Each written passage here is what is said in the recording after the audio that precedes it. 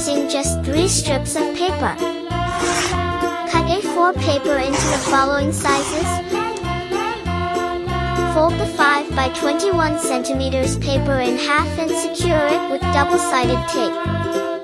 Attach it to the 3 by 21 cm paper strip. Fold the long strip twice into an M shape and secure it with tape to form the airplane body.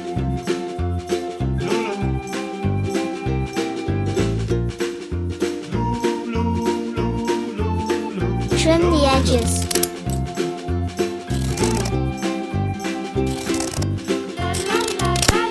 Glue on 2 circles for the eyes, and you're done. Did you learn how to make it? Give it a try.